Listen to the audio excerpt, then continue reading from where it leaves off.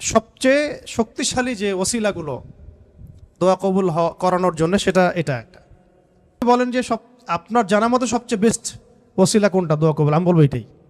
একটা আছে, ওটা আরেকদিন বলবো ইনশাআল্লাহ। সেটা হচ্ছে আপনি আল্লাহ রাব্বুল আলামিনের এই একত্ববাদের ওসিলা দিয়ে দোয়া করবেন।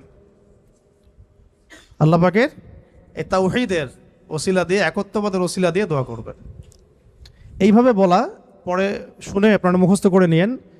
দোয়া করার আগে আল্লাহ পাকের প্রশংসা করা, আলহামদুলিল্লাহটাও আল্লাহ পাকের প্রশংসা, এবং রাসূল সাল্লাল্লাহু আলাইহি ওয়াসাল্লামের প্রতি দরুদ শরীফ পড়া একবার, অন্তত একবার, চাইলে আপনি অনেক পড়তে পারেন। এরপরে যে বিষয়টা আপনি চাচ্ছেন তার আগে বলা যে আল্লাহুম্মা ইন্নী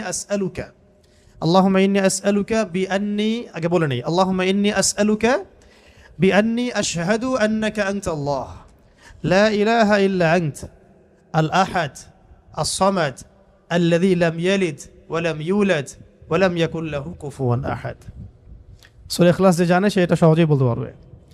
আল্লাহুম্মা ইন্নী আসআলুকা বিআন্নী আশহাদু আন্নাকা আনতাল্লাহ লা ইলাহা ইল্লা আনতাল আহাদ আস-সামাদ আল্লাযী লাম ইয়ালিদ ওয়া লাম ইউলাদ ওয়া লাম ইয়াকুল লাহু কুফুয়ান আহাদ।